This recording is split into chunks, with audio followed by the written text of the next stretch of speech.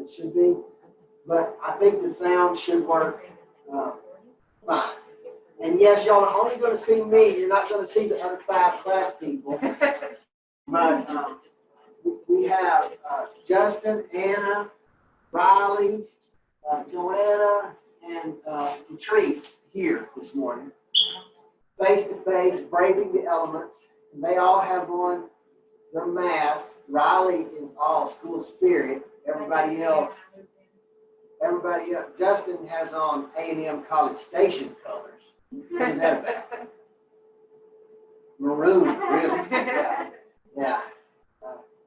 Latrice and Joanna are, one's promoting you to vote, one's just being medical, and then Anna is being emo and wearing all black. So, yeah. So we will.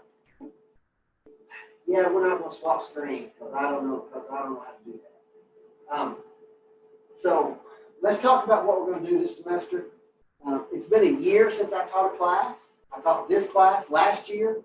So one of the first things that I want to do is make sure that you have a version of this, or that you get a version of this. This is the book that you will need to complete this course and study for the final. So I will go over it in a lot more detail next week, but this is the version 9 of this text. Honestly, 7 and 8, if you can find one, work the very same. Version 9, I think they're expensive. They're like $120 or more. But if you can find a 7 or 8 out there, you can get one of those. It'll absolutely work fine for what we do in this class. The upside to this book is that it has the study guide questions in the back of it somewhere that you can study. We will break it down each week. And my goal is to incorporate what y'all have been doing in class and what some of you have been doing this summer, the theory pieces that you've done, bring it into what we take out of this text and incorporate it into your internships, what y'all are doing. So the 5 of y'all that are in here, I know Justin and Riley, y'all are at Aspire, right? And did y'all get to actually start going to campus and seeing kids? I did last week. I went one day, but my kids had a lot for me to do, so they asked me to come back this week when they got their schedule. Okay. So you've been once, Anna, you're at the CAC in Green. Yeah. Okay. You've been going all summer? Yeah, I've been all summer. Joanna, you're where? Oh, Nexus in the drug treatment. Okay. And Patrice? Yeah, you started at the long-term care facility, and then you had to move because of COVID. So you're now with Carmen at NTCC? Okay, good deal. So we got kind of a cross-section of those who are showing up here. And guys, I don't know, I mean, if y'all want to come, we have 11 seats that we can accommodate in this classroom. So the 5 of y'all, if y'all want to come every Monday, I know we got it set up every other, but I think next Monday, only 3 people signed up. So you 5 and those 3 is only 8. So we have 3 more if anybody else out there wants to show up. So we're going to spend our time going through text. Today, I want to talk about the schedule a little bit, and I think, if I remember right, so here's what's happened over the summer. The university has been bombarding us with how to keep y'all engaged with this distance stuff. So one of the things that they told us specifically, so this is how sometimes baby guys, they treat us. I expected that I had to send y'all at least 2 emails over the last 2 weeks to make sure that y'all realize we're still here.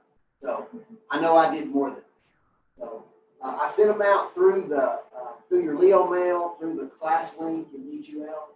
So did I put the schedule up there that looks like this? Did y'all see this? It may look different than what I actually sent y'all. This is just my version of it. So today, we're just going to sort of go through the syllabus and talk about the assignments, and I I mean, y'all can ask any questions. Those of you at home, send your question up here, and some of these folks over here will read it and make sure I get to it. But one of the things that we're going to do is the goal of this class is, one, at the end of it, you're going to have a comprehensive exam. It's 100 questions. It's scheduled for the 23rd, which is the Monday before Thanksgiving. And that's your last class period. So between now and then, we'll figure out how to get the information to you about what the exam is about. But we will figure out how to do it. In the master's program, we do a comp exam. And this summer, or back in the spring and this summer, we had to figure out how to do it remotely. So Dr. Judd, and we've got a guy that works at the university that helps us with this, they put together an at-home money needs to get that in. I think, Okay, Joanna, you're in charge. It's up there, it's on this one, on the phone. So.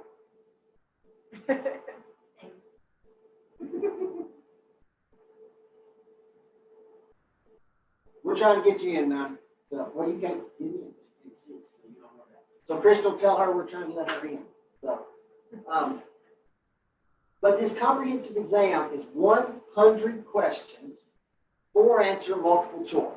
It is designed after the licensure exam. Now, do y'all understand the licensure exam process? What will happen once you graduate? You kill us all. I let her in, and then it switched. To Rebecca's face. All right, we got in, but I'll go. Tracy, would you go tell Dr. It's fixed. It fixed. I think it's just taking a while. Okay, never mind. Yeah. So, yes, I'm going over this process. So, what's going to happen here is sometimes around the middle of October, those of you who are wanting to be licensed and be licensed quickly, because if you want a job in pretty much in a school, at Nexus, in a long-term care, not necessarily for the college, at an advocacy center, you have to be licensed. Yes. Go So ahead.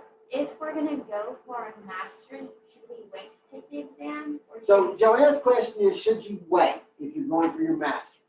So here's the best answer I can give you. It depends. And it depends on this. So say we go along, how's things been going in Texas? Pretty well. Do you like that kind of field of work? I do. I don't Drug know. addicted women, you enjoy that? I don't know if I would do it forever. Okay. But you're learning a lot there. Yeah. And do you see people who try to manipulate? Yeah. Really? Yeah. Drug users try to manipulate. I do. Wow. And in that process, you get to see how to engage manipulation, use confrontation as a skill, all those things. So you're going to have a skill set. And what if in October, Nexus says, we know you want to go for your master's, but we could hire you here while you do that. Well, then you're going to need to get your BSW license. Or any of you who want to work while you're moving towards that MSW. There's a little different, so the pricing of it is kind of skewed. It costs you $90 to apply for the license, $40 to take the jurisprudence exam, which everybody has to take, but you only have to take that once, so you won't be double dipping between BSW and MSW. You'll take the JP exam one time, and it's good for life, unless you lose your license and have to come back in, or you do something stupid in order to take it again. So we got 90 and 40. And then the licensure test, I think the BSW version is $230 bucks. So 230 and 40 is 270, and then add another 90, that makes it 360. So you're $360 in to get your initial licensure that lasts for 2 years. So licensure at all levels, turns around every 2 years. Now, you won't ever have to pay that $230 to take the test unless you're unsuccessful on the test. So that's what we're doing here. We're trying to teach you the skills that you need to be successful on that test so you don't use up money taking it over and over and over. Once you get your BSW licensure and you want to move then into the MSW program, anywhere you go, it's the same license. So, you complete your MSW, you pay a $20 upgrade fee and then a $230 test fee. So, it's $250. So, and then it's a year later. So, then you move from LBSW to LMSW. Okay? Once you achieve the LMSW, you then have another decision to make. Now there's no more education necessary. But let's say Latrice really wants to open her own private practice. And she wants to have a business, and it's going to be, what you going to call it, Latrice? Latrice's Counseling Center. Okay.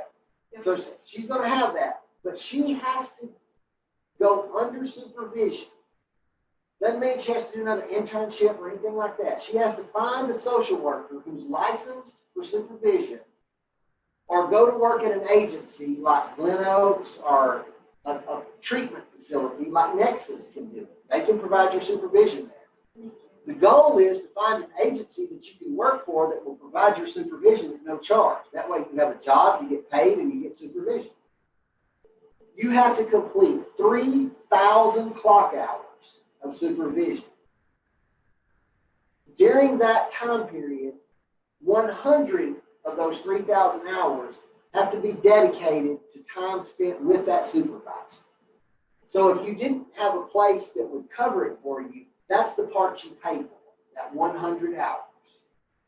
You can do it in a group or you can do it individually.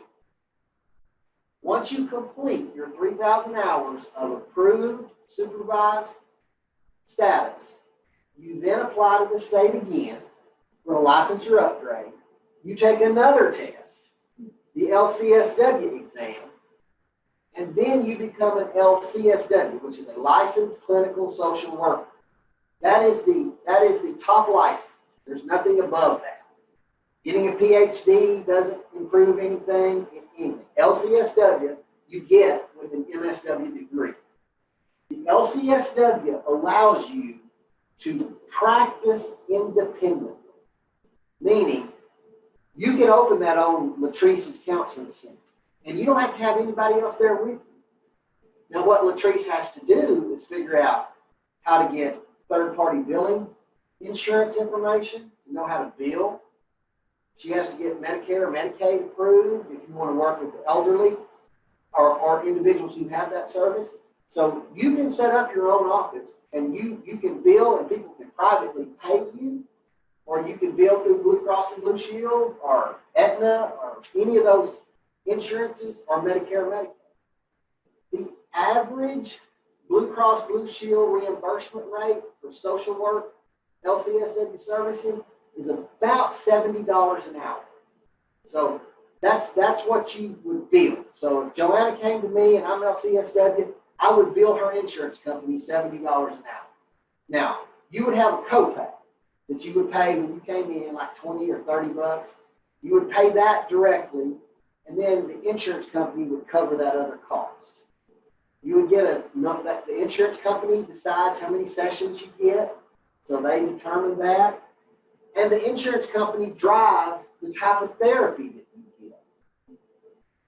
Insurance companies will only pay for one kind of therapy. What do y'all think it might be? Now, y'all spend all summer, allegedly, in a class where y'all learned about therapies, right? Y'all learned Freud, Stahl, Skinner. So which one do you think insurance would pay for? What? Quick? Which one? Depression. No, not rational motor behavior therapy. CBT, cognitive behavioral therapy. Because what is it? It's focused. It has a plan that you develop right up front. And it's quick.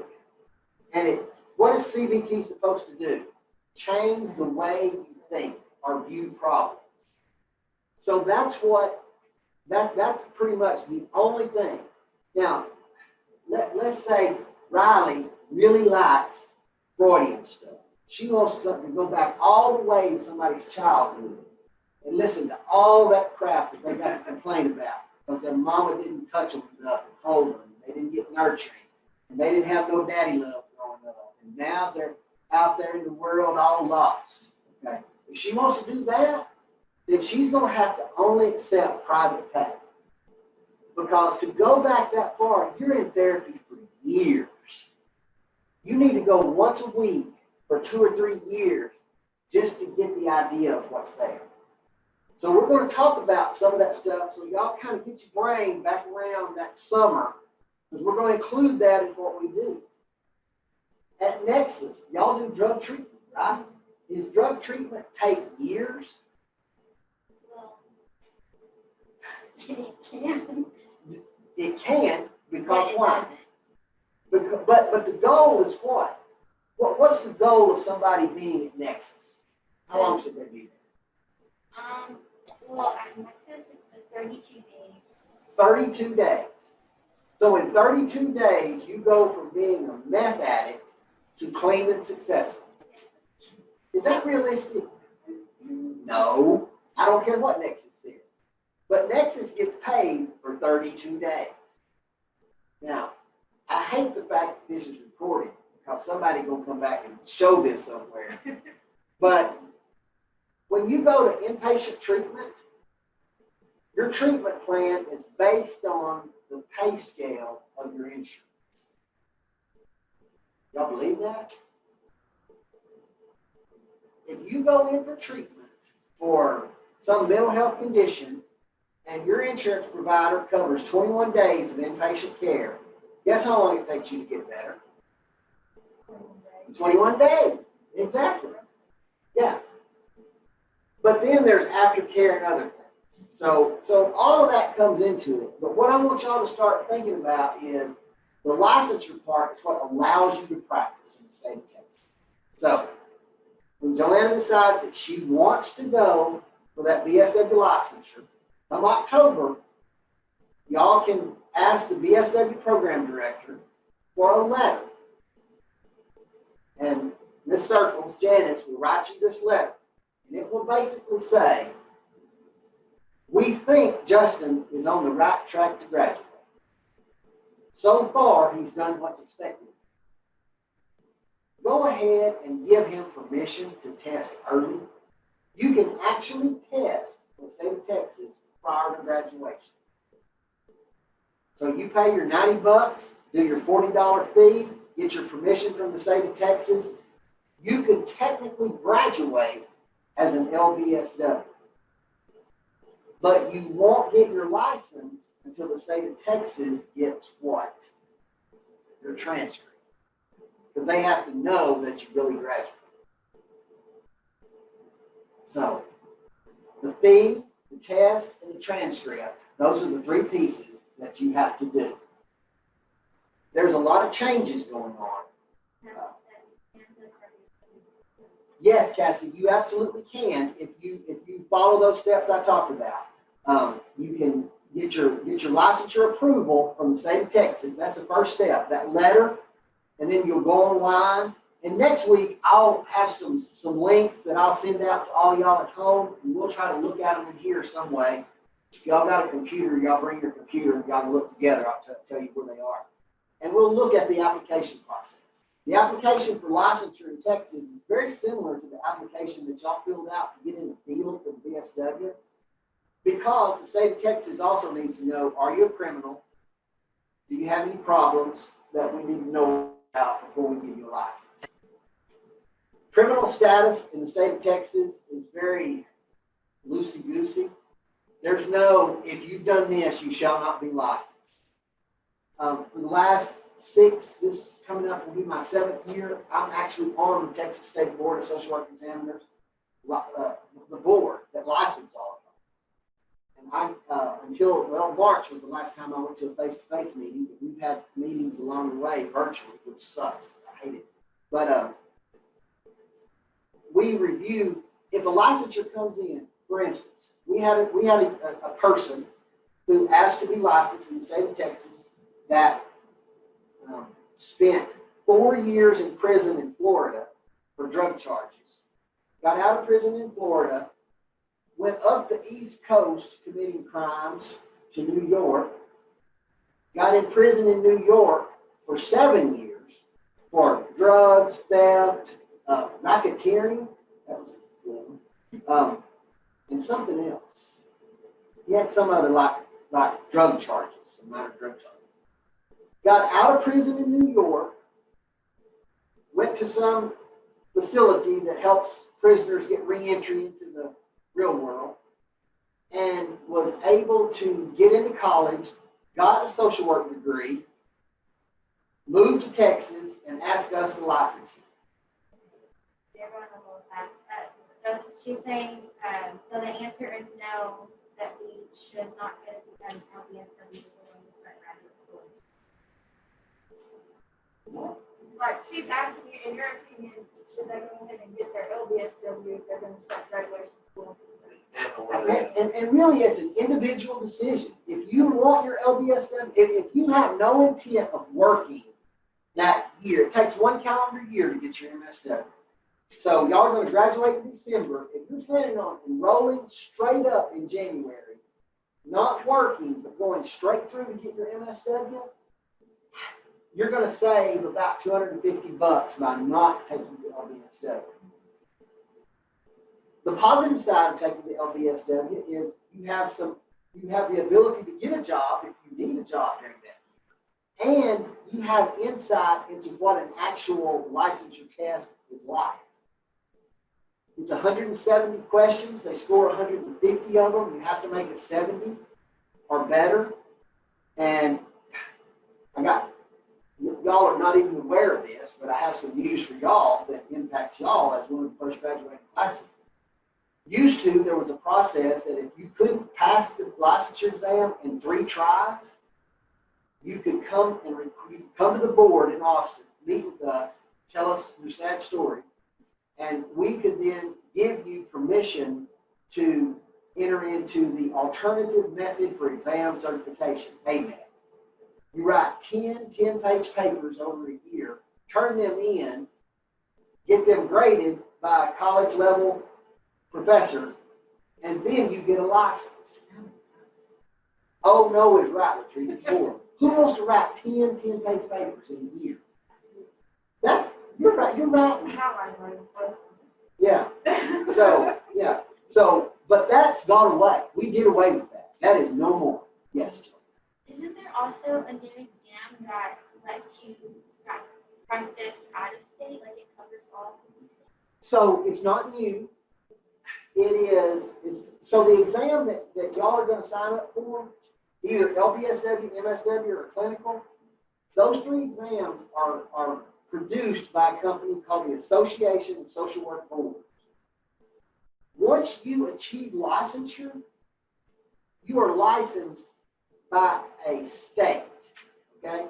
So Texas gives you a license. Okay? But because I live up by Paris, which is right next door to Oklahoma, and for a long time, I did a lot of stuff in the state of Oklahoma. So I took my Texas license and said, hey, Oklahoma, I'd like a license from your state too. And they say, well, you passed the test, you got everything you need, all we need is money. So you send us licensure fees, and we'll license you for Oklahoma.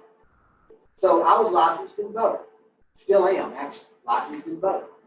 But you can practice in any state in the United States, certain, what is Canada things called? Provinces or territories. Canadian provinces. You can practice in certain ones in Canada. There's one, I think it's Quebec, because they speak French, and We don't. So they don't have the testing French. Guam, American Samoa, and Puerto Rico. So if you want to practice in any of those places, you get that exam, and it's called portability. So you can take your license to another state and practice.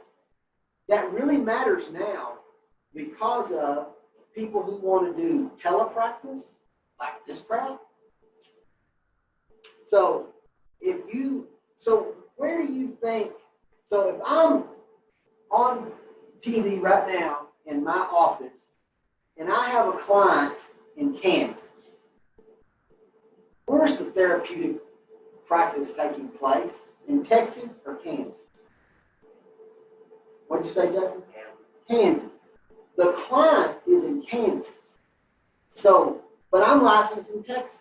So if I'm wanting to do telepractice, do I have to be licensed in Kansas? Absolutely. So that's becoming a real quirky thing. Yes, Justin. Are your CEUs that you have to do for Texas or several for those other states? Not necessarily. Other states. So Justin's question was, are the continuing education hours that you earn, can you earn them in Texas and use them in Oklahoma to keep your thing straight? Not always. Because, let's figure it out. Okay. So in Texas, you have to be, for your CEUs to count, they have to be provided by a Texas certified CEU provider. For your Oklahoma ones to count, they have to be from an Oklahoma CEU provider. So if you can find a provider that's licensed in both, you can use them across. But not everybody's licensed. Here at A&M Commerce, because I still do a lot of stuff in Oklahoma, we have a Texas license and an Oklahoma license. So if I teach CEU classes in either place, they're good for both. Anybody want to move to Florida? Anna, you think about Florida? I'm good. You're good? You going to stay here? Yeah. Not old enough to go to Florida? It's a retirement captain. All right, so Joanna looks a little Floridian back there. But if she moves to Florida, Florida throws another kink at you. In our program, we don't teach a lot about pharmacology. What do y'all think that's about? Medical, drugs. We don't teach about therapeutic drugs. In the MSW program, when y'all get there, you'll have one class, 510, mental health, and there's a section on pharmacology. Justin made a relevant point. What's Florida full of? Old people. What do old people do? Take medicine. What do medicines, when they're taken, do to you? Cause sometimes problems. So Florida requires you, before you can transfer your license to Florida, you have to have a 3-semester credit hour university level course dedicated to pharmacology to work in Florida. So even though your license is good there, some states may add on some things to make you do it. So, Cassie, you have to have 30 continuing education units every 2 years. Because your license, my birthday's in February. So my license, in every odd numbered year, I renew it in February. So between February 19 and February 21, I have to achieve 30 semester credit hours. Or not 30 semester credit hours, 30 continuing education hours. So a CEU, so if y'all see it written down and somebody says it's one, so like ethics, everybody is required to have 6 continuing education units of ethics every 2 years. That's the only thing that's prescribed, that you are required by law or by statute to have 6 ethics units every 2 years. The other 14 can be in anything. And many of them, if you join NASW or you're a member of some other social work organizations, like there's a magazine called Social Work Today. In it, every month, there's a test. You read the magazine, take the test in the back, send it in, and you get 1 CEU. So every year, you could feasibly get 12. So you can get 24, and then you can take your 6 semester credit, your 6 ethics, and you're done. You got it. There are online credit providers, but most of the time you can get it around communities and places. You just have to pay attention. They don't audit you every year, so it's an honesty thing. Workers should be honest people, right? So when I renew my license, I'll get a letter late December, early January saying, hey, it's time to renew. I have to send in a check, of course, and I fill out this form, and it asks me, did you complete your continuing education? Yes or no? Yes.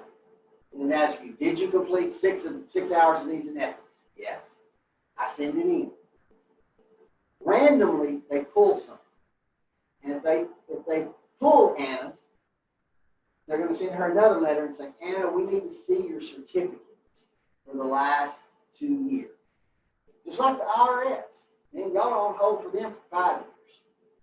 Social Work Board is the previous 2 years. So you have to send in what you've done.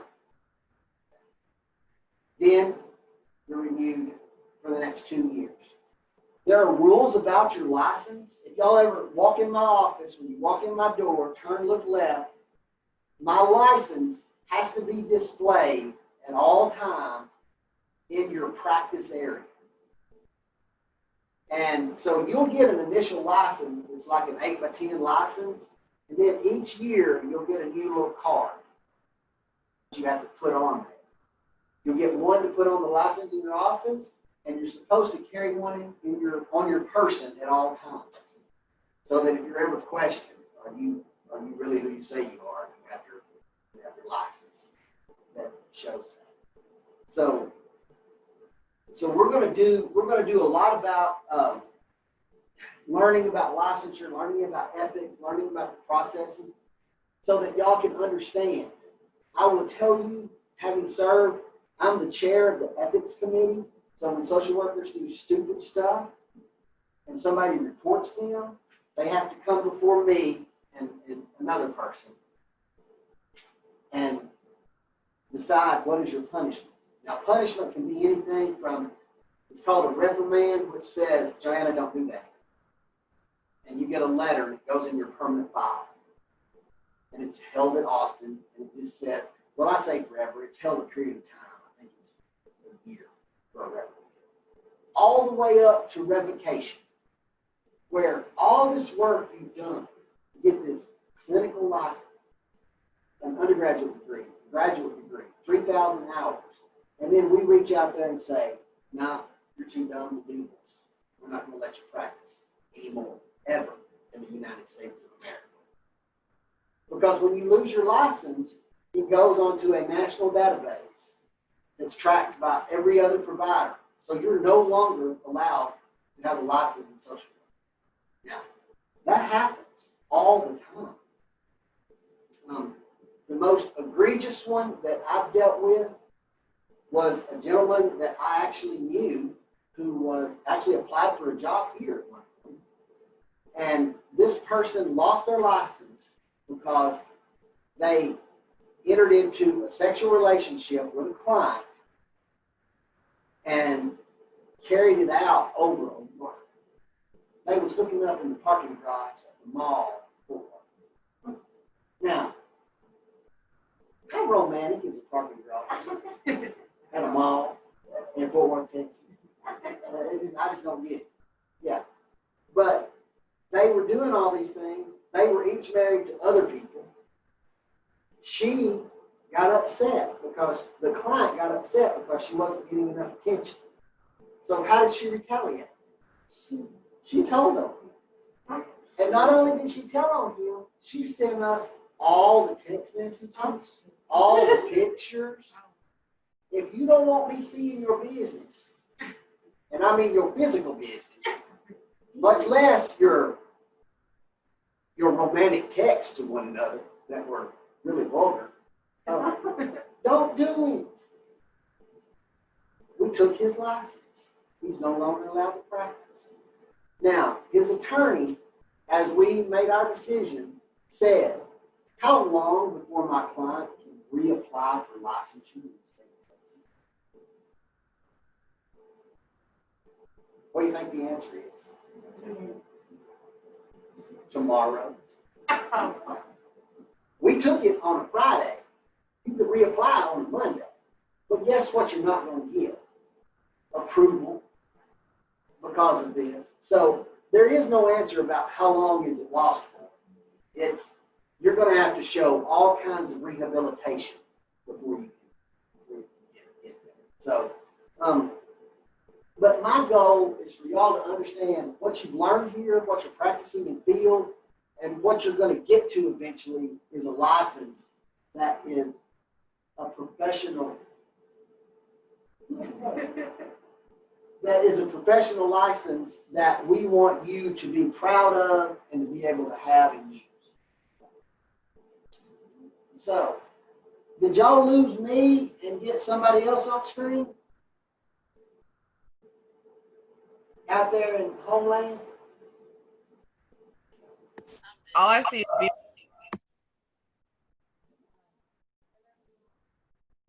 Lonnie, why are you messing up our deal here? Oh. I'm dead, y'all. Don't do me.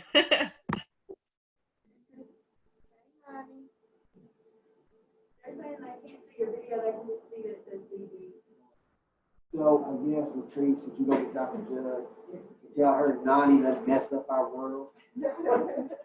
I'm counting off points. So there's the process for licensure. Now, in here, one of the things that we're going to do is, do y'all see on this schedule, so today it's syllabus and assignments and all that. Next week, we're going to go over the book and we're going to talk about the exam. And it says out there, Song 1 is going to open. Now, one of the things that is most difficult in the social work program is how to teach you how to document. Okay? So at Nexus, Joanna, y'all document on a computer? Everything's done on a computer? Probably. Lost me and put Nani up. Somebody has,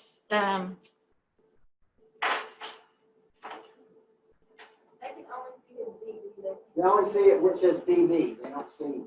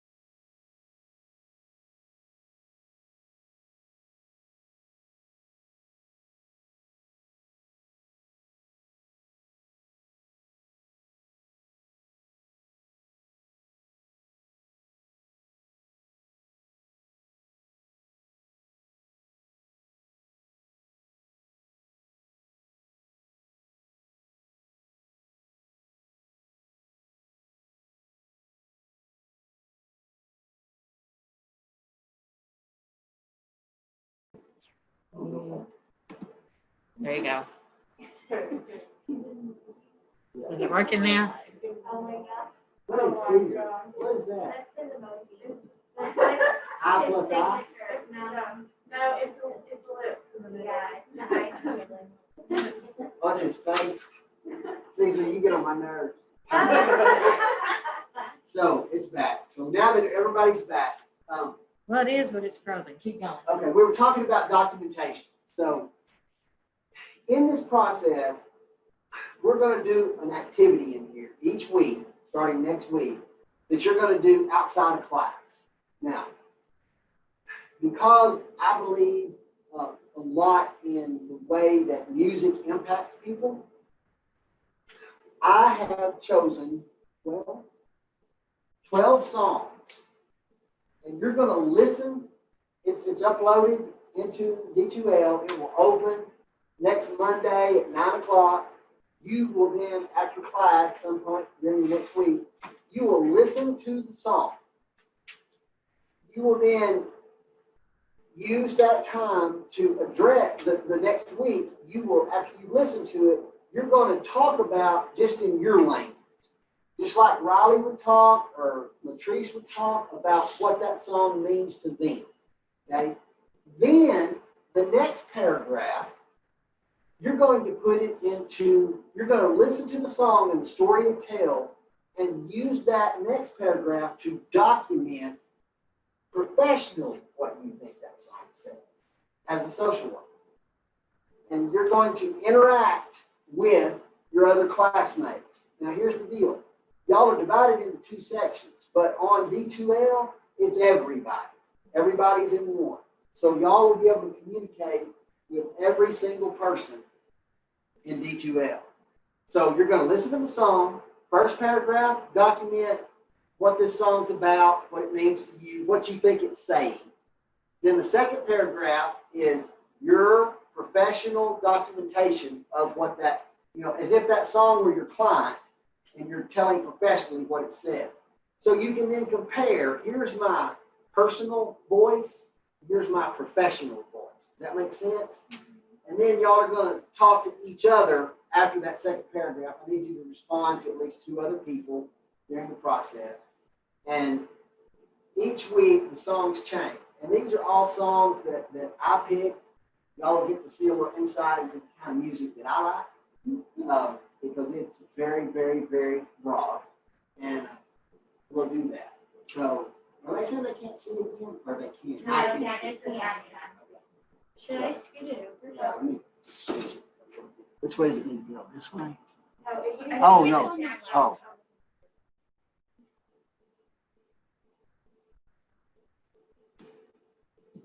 How do I catch it? The guy who was talking. Oh, it's your mic, bitch.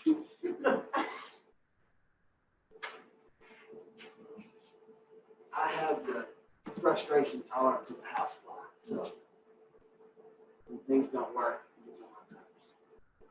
Okay, good. So that's going to be part of your grade. This is all incorporated into your grade, and I have on the syllabus. Y'all can. I sent that out, and it's full of crap y'all don't care about, of course. So the discussion is worth 150 points.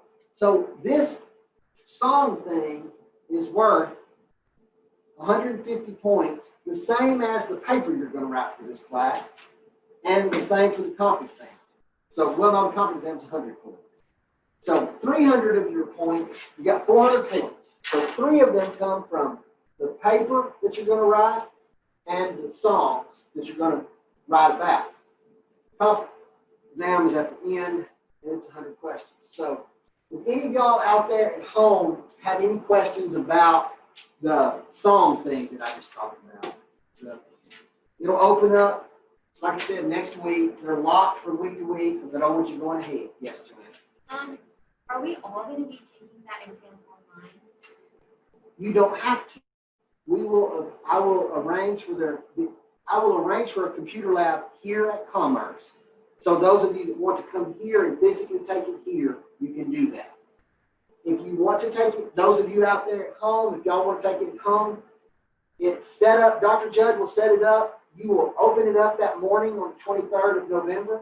You'll have a link that you log into, and if it works just like the MSW one does, that's the only thing you can have open. That's the only window that can be open on your computer. It should block all other windows because y'all know some people cheat. And so you don't have the ability to Google answers and stuff like that. It blocks that out. If you're taking it home, you have to do it on a computer that is camera ready because it has to see you while you're taking the exam so that you don't have earphones in and there's all kind of creative ways to cheat. So, we'll figure that out as we go. Yes, and there's going to be a different song each week. Everybody will do the same song each week.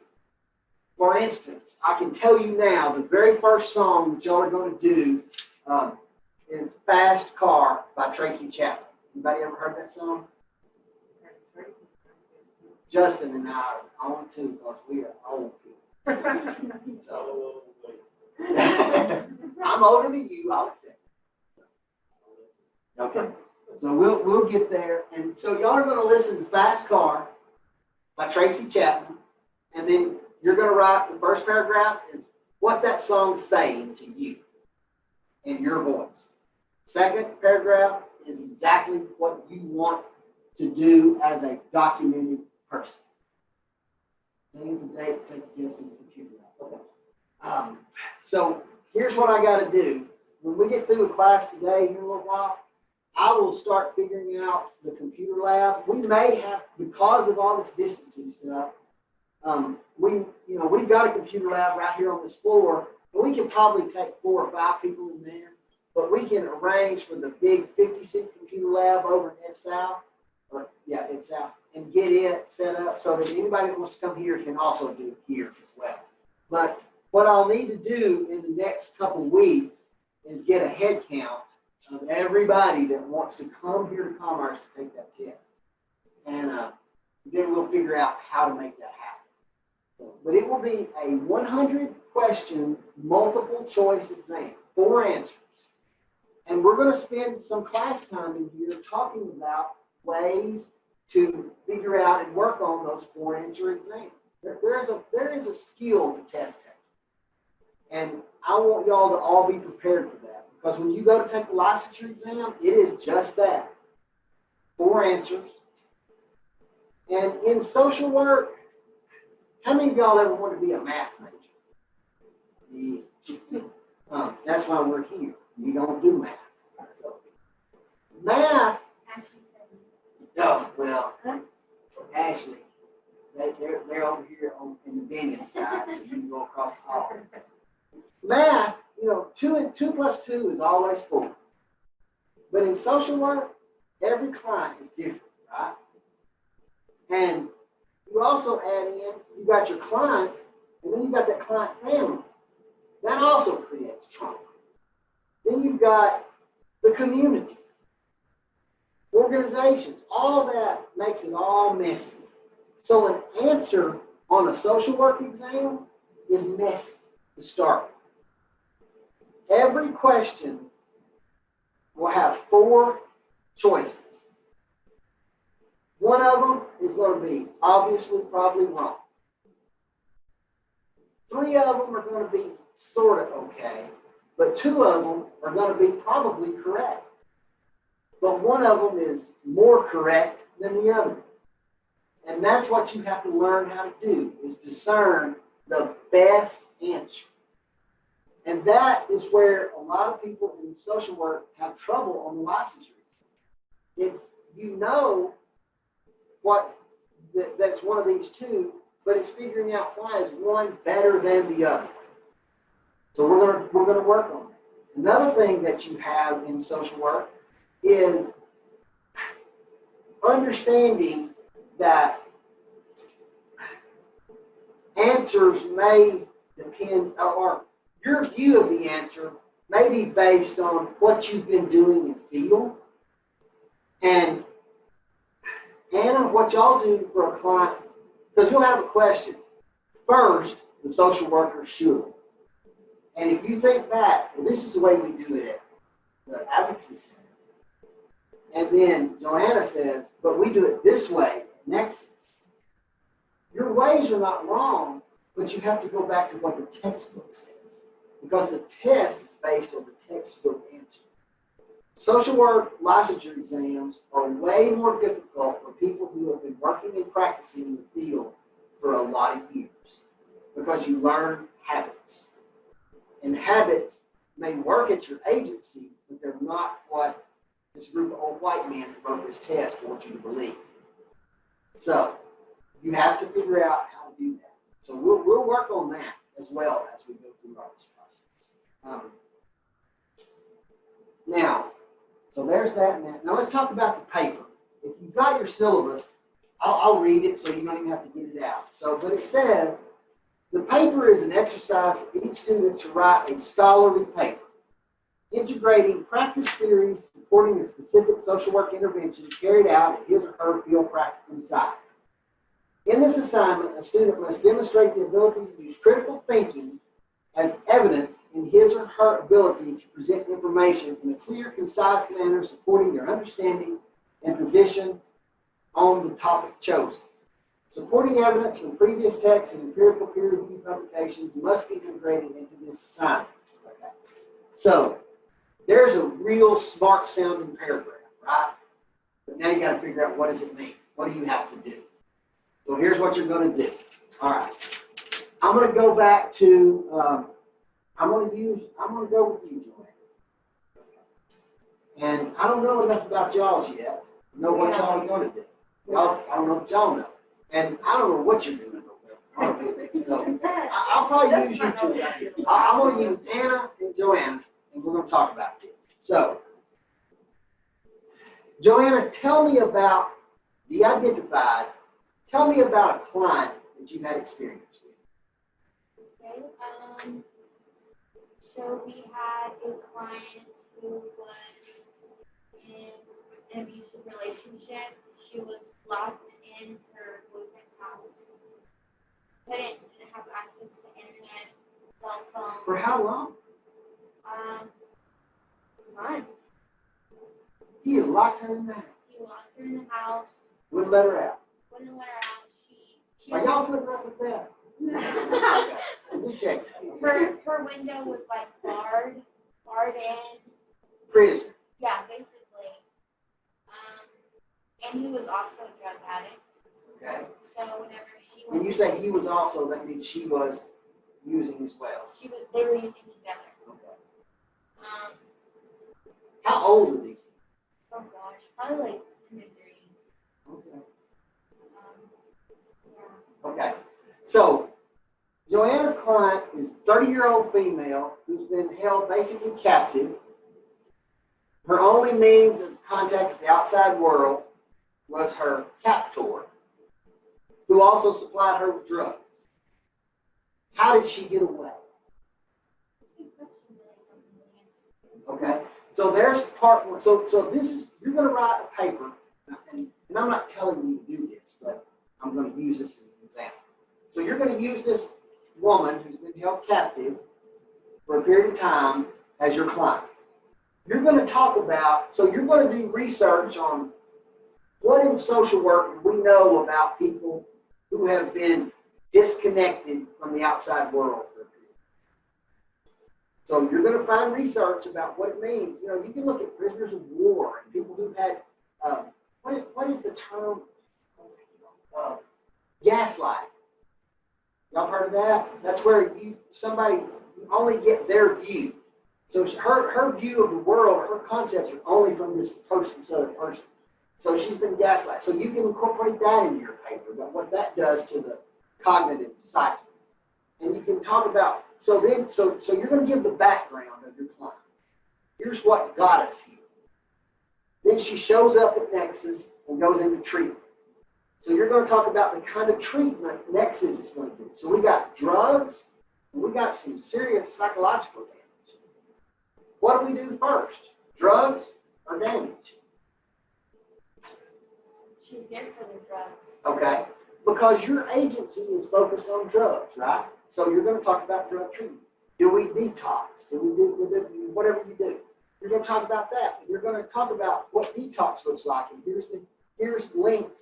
Here's research that talks about how you detox somebody. Then you're going to talk about treatment, why this type of treatment was chosen. This is what we provide at Nexus, okay? And then you're going to talk about, and you may or may not know the outcome. 32 days, that's your time period. So in 32 days, what changed? What happened? What's aftercare? How are you going to make sure that she's not falling into that type of relationship again? Was there physical abuse as well as psychological? So you're going to put all of that, and you're going to link that to all the things that you've had. Do you know anything about her growing up period, her background, her family? You can go into the biopsychosocial assessment, look at that. So you're going to get all of that information, and you're going to put that story into a paper about how this is how social workers work with this type of client. So does that make sense to y'all? Okay, now let's do it differently. Anna, you tell us a client that y'all had. So we've had a client, and it was an 11-year-old girl, but her two cousins had been raising her since she was 6. So 6, 7, 8, 9, 10, 11. So 5 years, she's been sexually assaulted. She's female, and cousins are 2 boy cousins. 2 boy cousins. How old are they? The cousin right now, one of them is 16, the other one is about 11, 12.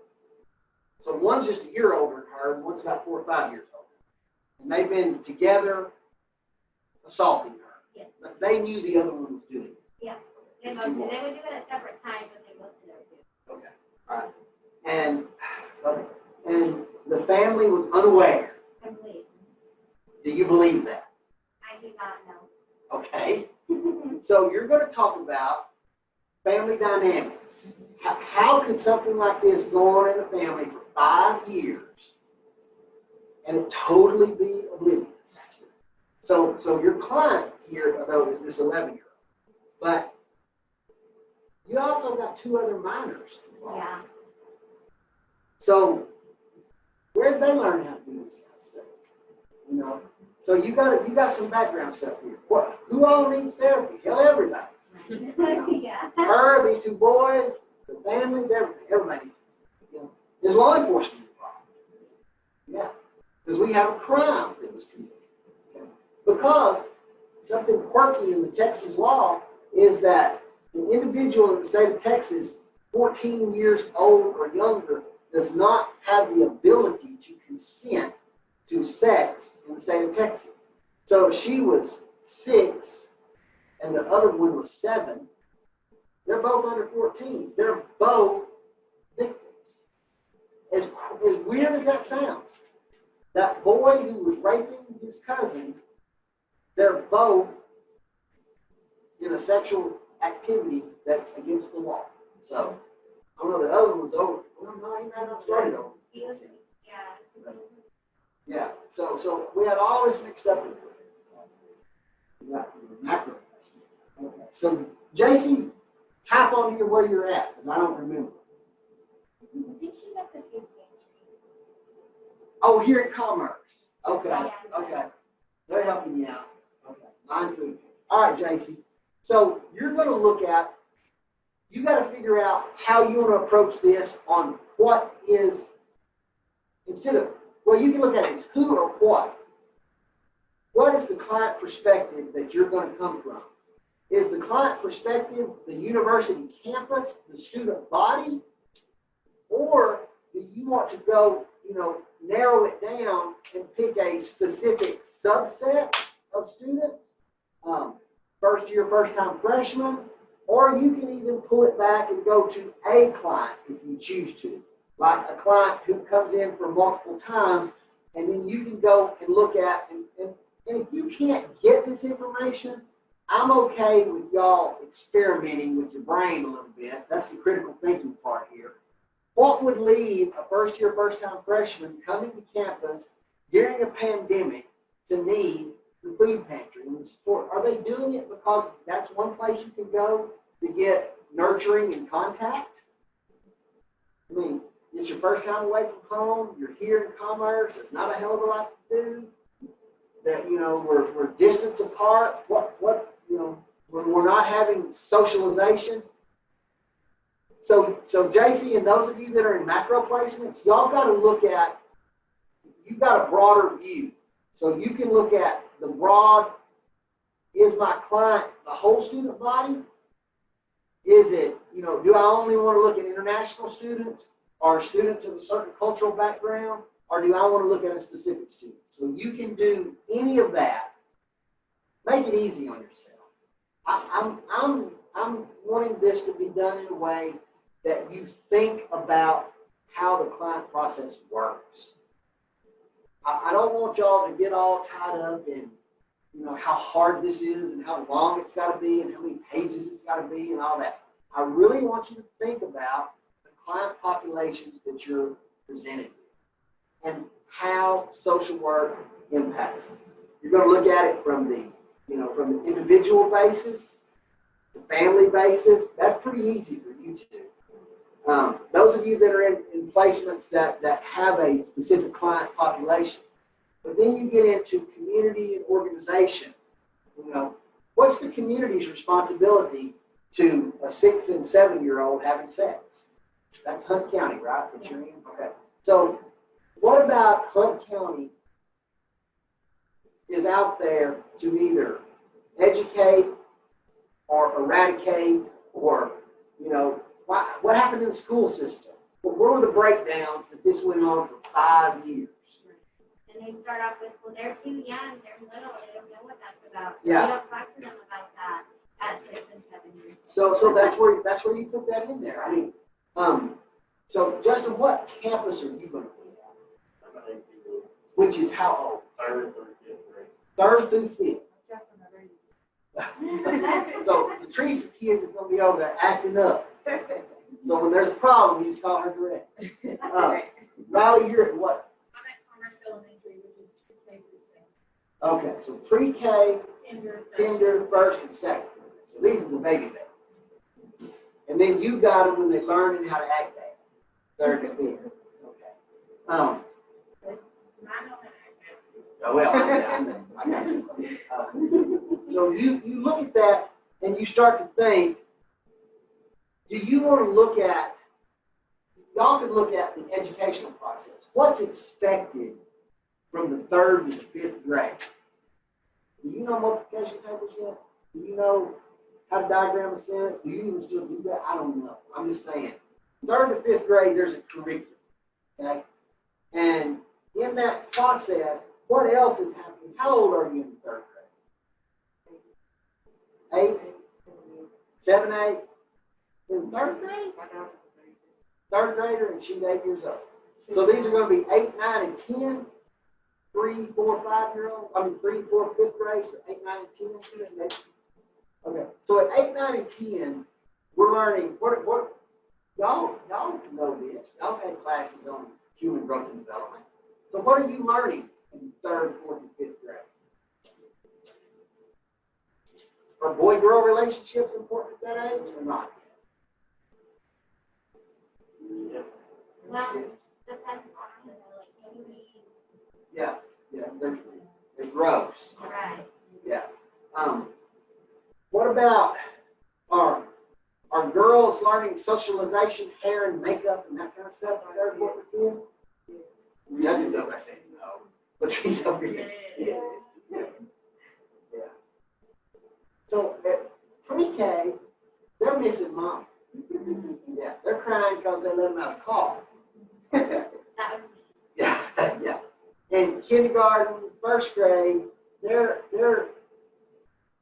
finding their way in a structured environment. So y'all got to look at, so a social worker in a school setting, you leave a home. So say y'all got Anna's kids that she's been talking about in your school, in your classroom. Do you think their family is very structured over here where Anna's people are living?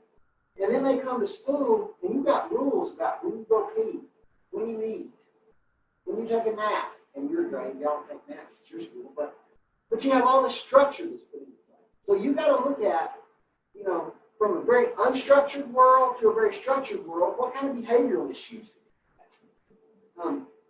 Do you think kids start noticing haves and have-nots in your grade school, Riley? Or I know they do at Justin's. Third, fourth, and fifth grade, you know, if you don't have your, right now it's Crocs. You know, if you don't have your Crocs in the right color with the right bling blings on them, you know, you may not be accepted. You know, all right. If you don't have, black Nikes with white swoosh, my God, don't ever get white Nikes with black swoosh. That is the death. You know, those are the kind of things that kids, they put value. So you have to look at what happens to those that are struggling to know what they're going to eat when they eat. Not necessarily if their socks match. They're just proud they got 2 socks that day. So you've got to put in, you know, what are the factors, you know, what is the overall goal of where y'all are? What's education? What impacts education? Yours is child safety, family safety. Yours is drug treatment.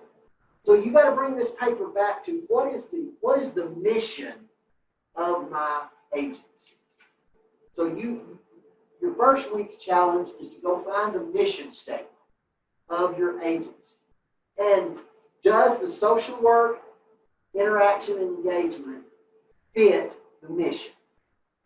It's what you're being asked to do there. So what are you doing over there? Well, what are you doing? Well, she's trying to develop a health coach program where You're going to have to move that down.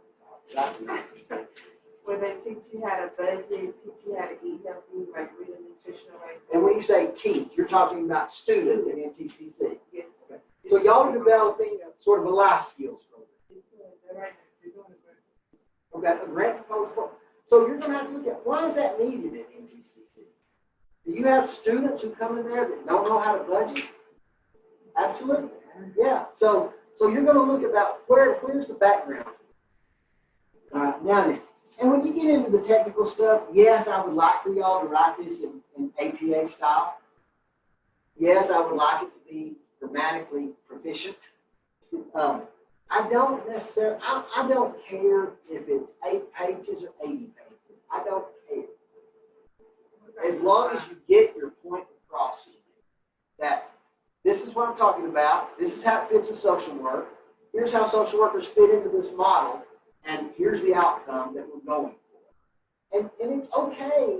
Now, on a 1 being least successful and a 10 being absolutely successful, how do y'all think the client that Joanna's talking about, what do y'all just guess the success rate's going to be with her?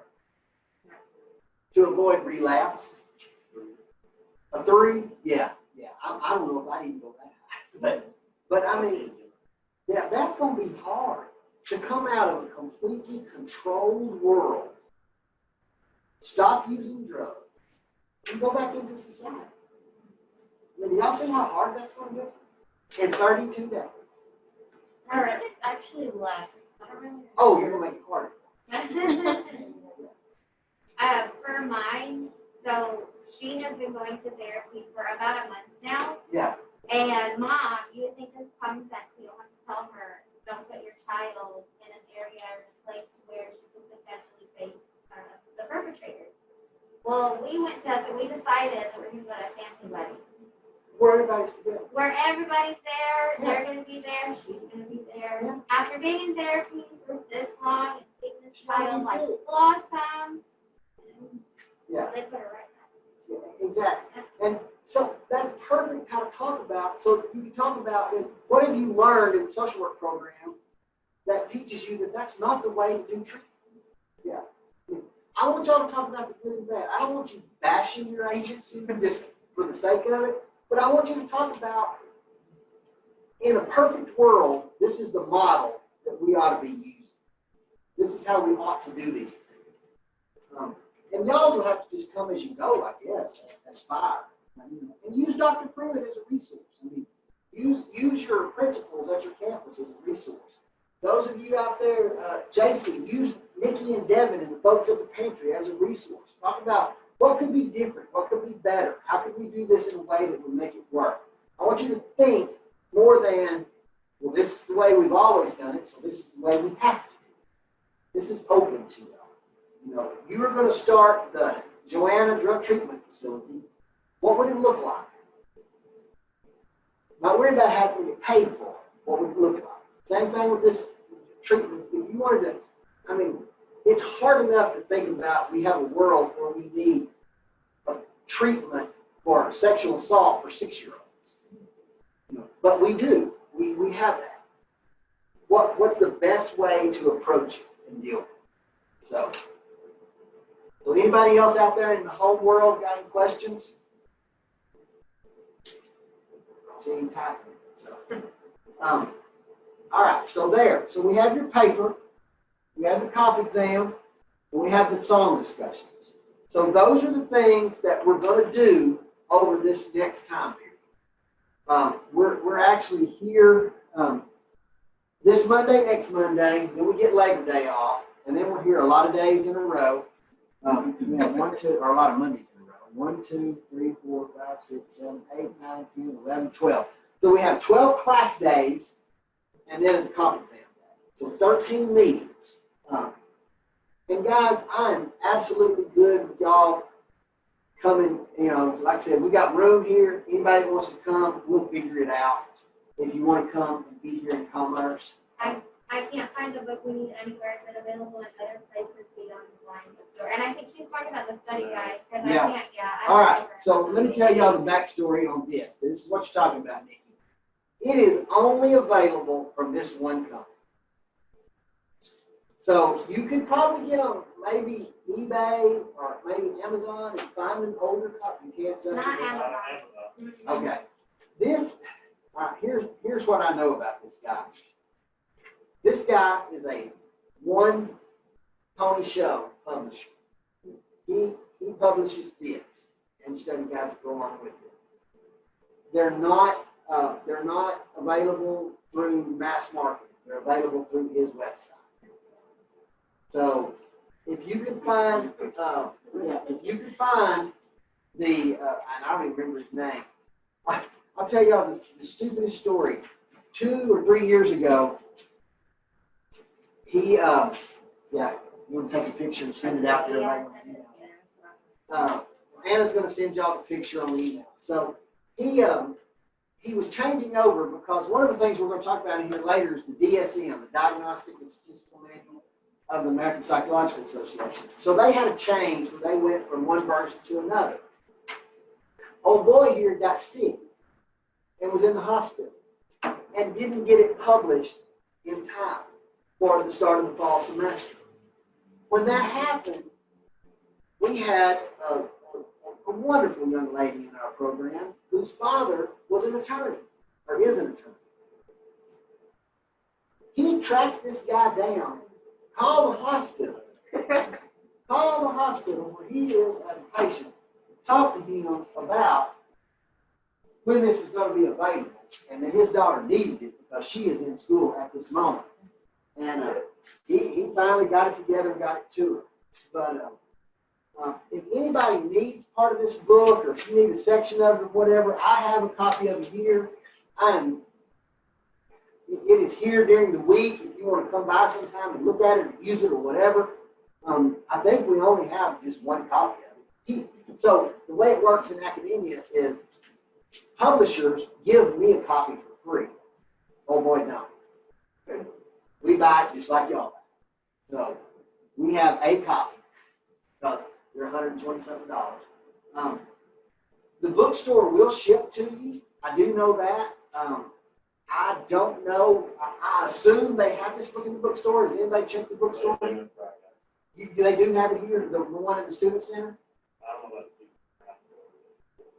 Okay, so Justin's telling us that he ordered it from the bookstore here, and they shipped it directly to you. $120 or something like that, yeah. Or you can go to sws.com, his website, and you can pay him for it, and he'll ship it right to you. So, is there an actual schedule of due dates for the assignments? Yes. If you go to his website and use the code together, you can get 20% off. Oh, did y'all hear that? He's got for the first time I've ever known, he's got a 20% discount on his website. So that'd be, if it's 120, that'd be 24 bucks off. So make it less than $100. Yes, if you have, so I should have sent this schedule out to everyone that looks like this. I don't know if y'all can even see it on the TV, but anyway. So here are the due dates. I will just tell you. So starting next week, you will have the song thing open. And there will be one due each week. Even the week we don't meet for Labor Day, you can still go in there and get your song and do it. On September 21st, which is 5 weeks into the semester, your paper topic is due to me. So like we just talked here a while ago, like Joanne and Anna, their topic. So what I want from you by then is just a single, like 3 sentences about what your paper is going to be about. If it's about captive lady or sexed up 6-year-old, say it better than that, but send me a topic about this is what I'm going to write about. And then, because and the reason I do that is because otherwise some of you would wait until 2 weeks before and then freak out. So I want you to start thinking now. But this gives you time to start. And then, other than papers being due, other than songs being due, your paper is due November the 9th. Monday, November 9th. And then you're going to have your final exam on the 23rd. So the only real due dates out there, Nikki, swes.net. Or Cassie, whoever asks a question about the due dates, that's the only due dates that I have. Each week you'll have a song due. Then on the 21st of September, your topic is due to me. And then your paper will be due on November the 9th. Okay? One of the things that I have to do in here is start so if you come to class, those of you that didn't come, if you come to class, we're doing the contact tracing sheet. So if you show up here, these 5 folks did it this morning that tell me that you're healthy. So if in the event someone does get sick or something changes, we have a way to get in touch with each other. The other thing that we'll do each week is we have this engagement policy, and it's in the syllabus, and Dr. Judd figured it out and wrote it. It's not an attendance policy. There was a lot of confusion about virtual, online, attendance, engagement. And here's the short spill on that, and then we'll get finished up here today. The BSW program at A&M Commerce is not an online program. We are not approved by the Council on Social Work Education or the Texas Higher Education, whatever, committee board, whatever they are, to provide online education, which means asynchronous, where we don't have to be together at the same time. So to meet that goal, we have a synchronous plan of engaged virtual learning. Online means you do it whenever. So these song things, that's an online component of this class. But we will meet virtually each week, each Monday from 9 till whenever. So we get done. All right. And it's only $94 with the code on the website. So with the code on the website, it's 94 bucks. So y'all can bust in there, and that's so good way, Justin. I know. $26. Yeah. So we're good there, but and I want y'all to.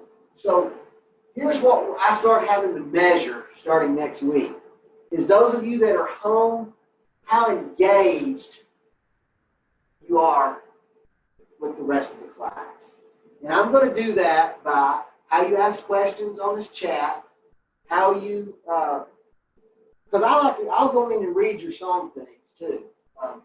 They'll open up on Mondays at 9 or 9:30, whenever they open up on Mondays, and then we'll be closing on Sunday night at like 11:30. But you got to interact with each other. So the more you do, the more engaged you can be. So I'm going to measure that. The other thing is this discussion. If you want to read ahead, so next week, we're still not into the text yet, but on the 14th, we will start with content section A. So those of you at home, if you want to read ahead and introduce some questions about what you got from that, and yes, it will be this Zoom link every week from what I understand. If it changes, we'll get it out to you in an email. But we will start with section A, which is, I think it's individual practice. Yeah, we're going to start off with individual practice, and we're going to spend that Monday talking about how we practice with individuals. And that comes from the classes that y'all have already had. A lot of this stuff, it's reviewed. So that's where the interaction comes in. I want to hear how you do, how you've been working, how you've been dealing and working with that individual interaction. I'll make them talk louder, Nikki, or I'll repeat what they say. So if y'all can't hear, I don't know how that, I guess it's just picking up off the phone, I guess. So it's a little difficult. If somebody out there at home wanted to talk, could we hear them? They just go, yeah, they just go in. Okay, so if you have a question, you don't have to chat it. We'd love to hear your beautiful voice. So you can talk to us. Hey, it's Cassie. Can you hear me? Yeah, we heard somebody who never talked. Oh, it was Cassie. I was just trying it out.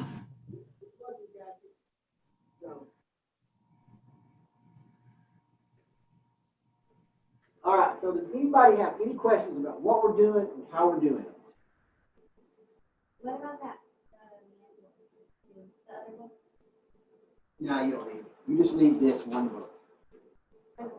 Yeah, just this one book. And if you want to start, there are practice exams in the back of this book. Several of them. Practice 1, 2, and 3. I don't know exactly how many total questions there are in these practice exams, but I will tell y'all this, and this is not cheating or not anything else. I think there's 4 practice exams. Mm-hmm. The questions that you're going to have on your final are these questions. Now, there's 1,000 of them. And we have a data bank of all 1,000. And what Dr. Judd will do on this is the 23rd. I talk about y'all waiting for the last minute. I'll go ahead and tell you. On that Sunday before, that Monday, she will clean this computer system. Hey, randomly pick 100. It will randomly pick 100, and that will be your competency. So, we're going to spend some time next week doing exam practice and things like that so that you can see how to break this down. But that's your comp exam, guys. You've got the questions and the answers. So it's just, you've got a lot more than you need. So, and that's the same way when y'all get to the MSW. This comp exam is scored as a part of your grade, okay? When you get to the MSW program, you will need to pass the comp exam to earn your MSW degree. So there's the difference. This one is incorporated. You don't have to make it 70 or better to move forward. You just have to make a good enough grade for all 3 things. In the master's program, the final semester, you take a comp exam and you have to achieve a 70 or better on it to get your degree. You can be a 4.0 and be unsuccessful, and you get 2 chances in the semester, and if you're unsuccessful on those 2 chances, you get 1 more chance the following semester. So if y'all start the MSW in January, you will have access to the study guides in January. I have students, and if y'all, there's 38 of y'all in this, or 39, I think. If y'all wanted to get together on your own and put together a system of note cards or flashcards with these questions on it, that's exactly how the master students that are largely successful do this. They build a set of questions and they work on them throughout the year. They don't wait until the weekend before the test and try to study 1,000 questions to get 100. Yes. Will the recording still be posted if we want to rewatch and then it's a year after the class?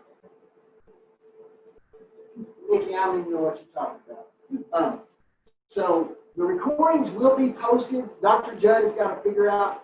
It's going to take time because it has to go from Zoom, and then she has to get it, and she's going to put it up. Evidently, we now have a YouTube channel at the department. So she's going to collect them, and she'll put it up. But it'll probably be a lag between now and when it gets posted. So I don't know exactly when that will be.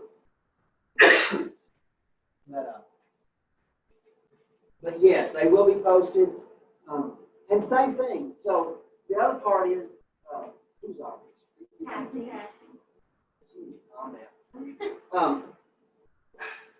After this, y'all are going to have your field class. The field class will also be recorded. No, Megan McVeigh, you don't have to make a 70 or more on the compensation.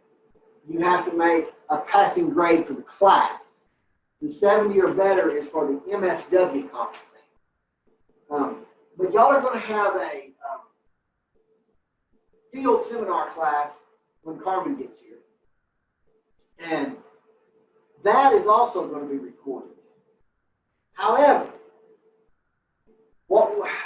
my issue with that is, in that field class, y'all are going to talk about stuff and people that we don't need on a YouTube channel, right?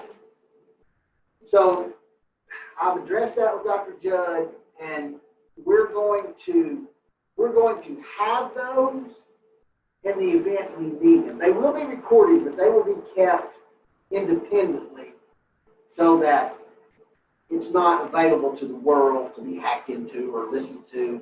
Because in the field seminar class, you all talk about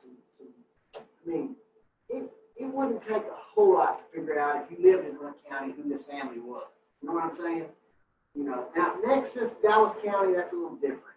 But y'all working at the schools right here in Commerce, y'all are going to be talking about children and families. Latrice got kids at your school. So what Justin talks about, Latrice, you can't go back and say, y'all stay away from so-and-so. That's not how it works. So, but y'all have to keep that into consideration because that's the reality of what we do. The years that I worked at CPS, I have a daughter who's now 23, about to be 24, and when she got into school, I still had lots of contact with the CPS folks that I worked with. And I knew things about my daughter Carter's classmates that came from families where things like Anna's talking about had happened. And I can't go, oh, Carter, they come from a pervert family. You cannot play with them on the playground. I can't say that to her. Now, as a parent, I can say, nah, you probably can't spend the night over there. You know what I'm saying? You need to know about those kind of things. But kids are evil and evil to each other. So you don't give them that information. So what you hear Justin talk about, Patrice, you got to be professional and not let that alter or get to your children. Does that make sense? How that can't happen? And what we talk about, or what y'all talk about in field, is inside that classroom. Y'all don't know how many times I've had students that got in big time trouble because they learned something in field class and then used it in an inappropriate way against somebody. So please don't do that. I don't want to deal with that. I got a situation going on right now. I got home Friday night and I had a message from a student who graduated in 2012, 8 years ago. It was rambling. It was all about some craziness. And as I'm listening to it, my wife looks at me and says, what is he talking about? Is he coming over here? Because it was about communism and all kinds of weirdo stuff. And I'm like, oh no. He had it because about 4 years ago, this same student showed up in my office one day. Rambling, totally disoriented, disconnected, psychotic break. I called UPD as we were talking and said, hey, could you send somebody from my office? I need to talk. While we were talking. And he left before they got there. But then came back to my office later. Chuck, who was here then, he heard the conversation, so he called UPD. They talked to him. He walked him back down to his car. They did the police stuff like they're supposed to do. They were very thorough and checked him out, everything like that. Well, unbeknownst to all of us, he had made a terroristic threat that morning before he got here at his grandma's nursing home, had went in, put a box down, and told him that he would blow this place up, and then exposed himself, and then came up over here in my office. So when he left, he got back to Lamar County, he got arrested for those things. So that's the same person who called me on Friday. And left a message. Then he also followed up with an email. Well, then yesterday afternoon, I'm just scanning through Facebook. I'm all down for TikTok. And then boom, there he is, missing person. So I contacted the sheriff's office, and I spent half the day yesterday having to deal with the sheriff's office about how I'm involved with him, do I know where he's at? And I told them about that previous incident, so when I got here this morning, I had to go to UPD. And now, they're all looking, he's still missing, and he's considered, a little out there. And they're trying to figure out what's going on with him, because they don't know if he's dangerous or not, or where he even is. You need to be careful with him. That's what they all told me. So this morning, I sent him an email, blind copied all these law enforcement, so he don't see. And to let him know, hey, if you need to talk about how to join the Communist Party, I can maybe get you some resources. They're wanting me to reach out and talk to him and see if he will reach back out and let me know. But you never know. And this person is a BSW. I don't know if he's working or what he's doing, but you never know the kind of people that you're going to interact with and where you're going to wind up. So out there in your jobs, in your field, you don't know what's going on at y'all's kids' families that from school, the families you're dealing with, the background, the students that go to NTCC. You never know what's going on out there. So you have to engage everybody with a professional idea, and you've got to develop whatever your professional engagement manner is, how you approach somebody.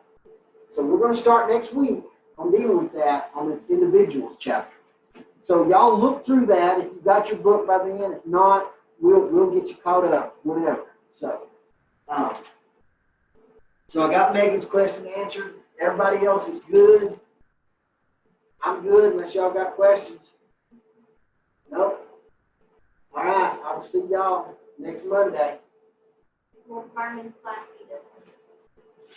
Yes, Carmen's class will be this link, and Carmen, but I don't think it starts till 1. Okay. And that's one thing that, too, I wanted to talk to y'all about.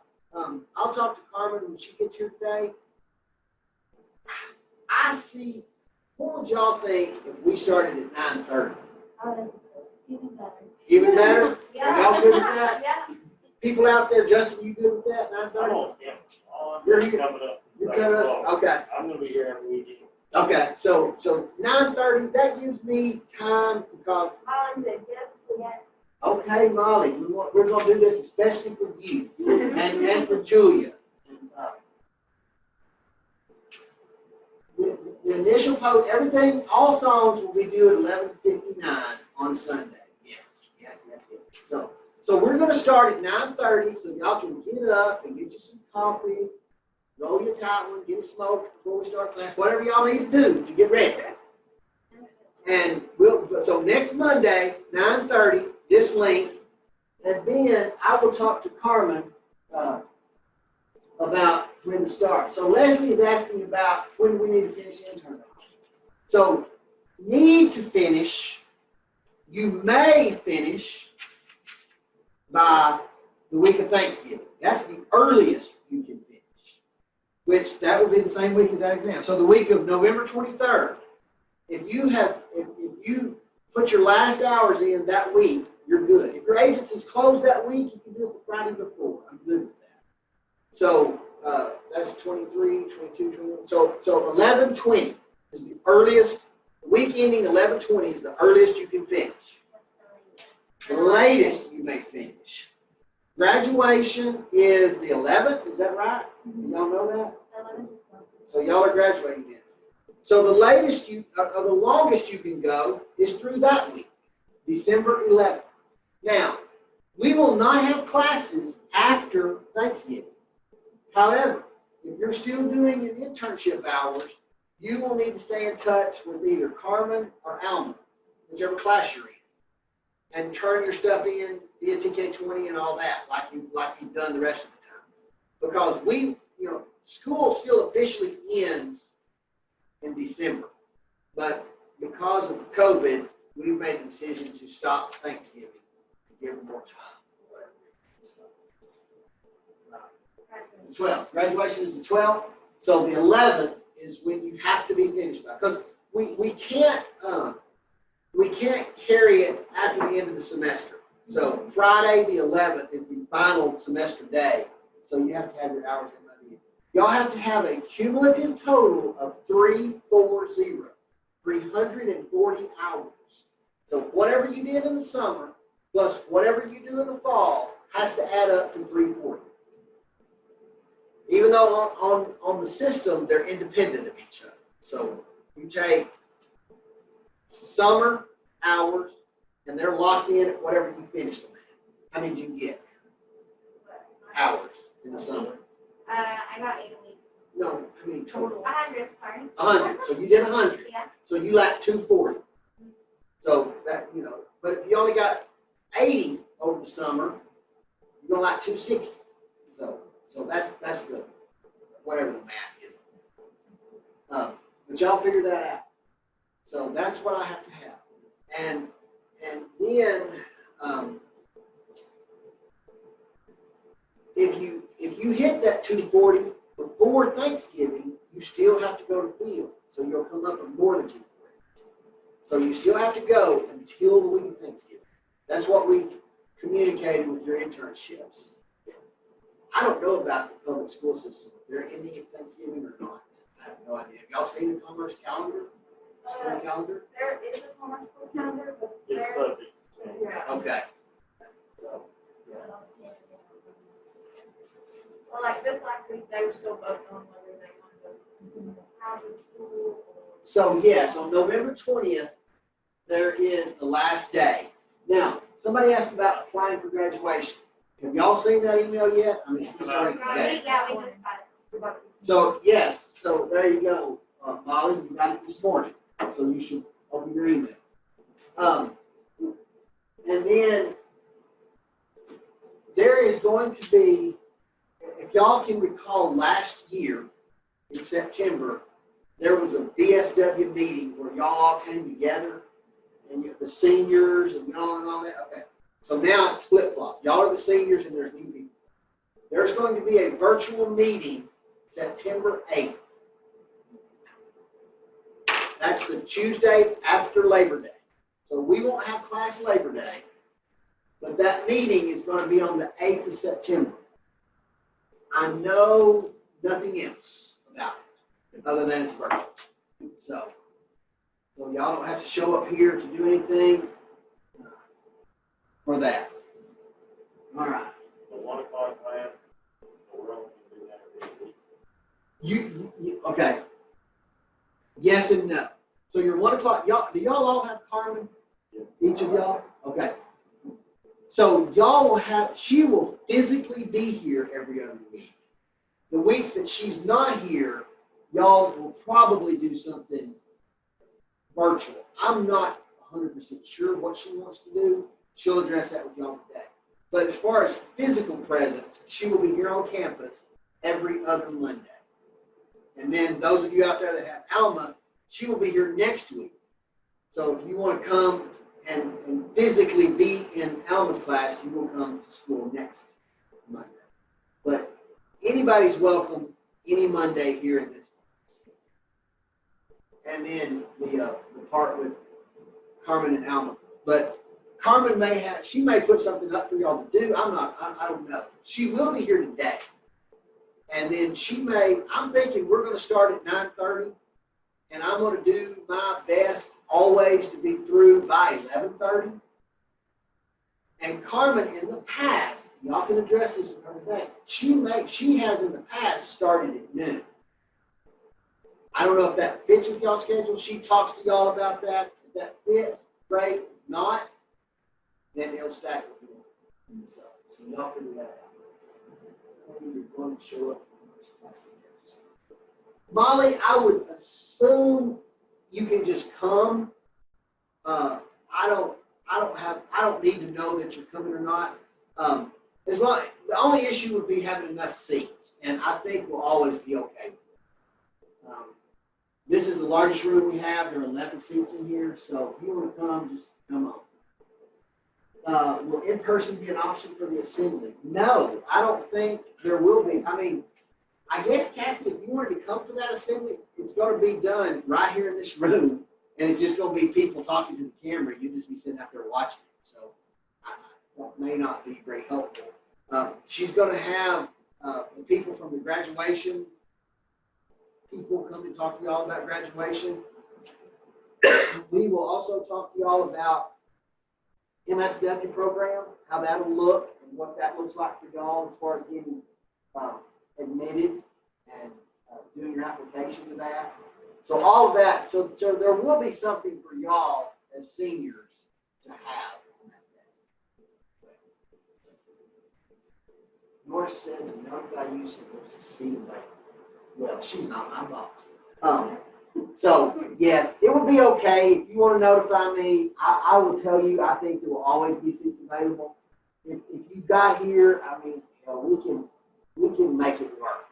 So I don't ever suspect there's going to be 20 folks show up. So, but yes, I know on Mondays, or I know you said you want to come every Monday. You coming every Monday? 2, 3. Okay, so I got 5 that'll be here every Monday.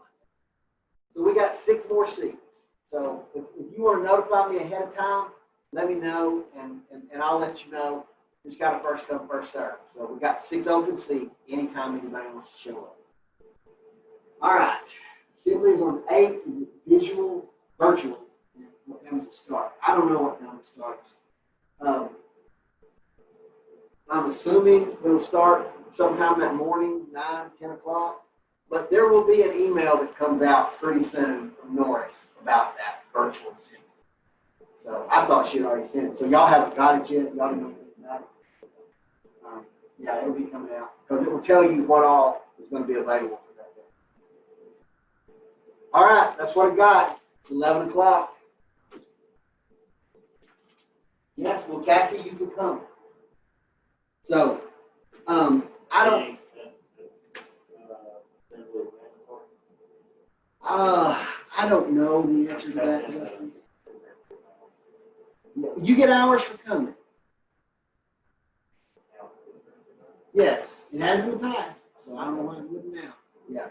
So attending the virtual BSW assembly does count for hours. I think in the past you've gotten 4 or 6 hours for dealing with that. So yes, it does. It does count for hours. That's a good point to make. So yeah. So the virtual assembly counts as hours. All right.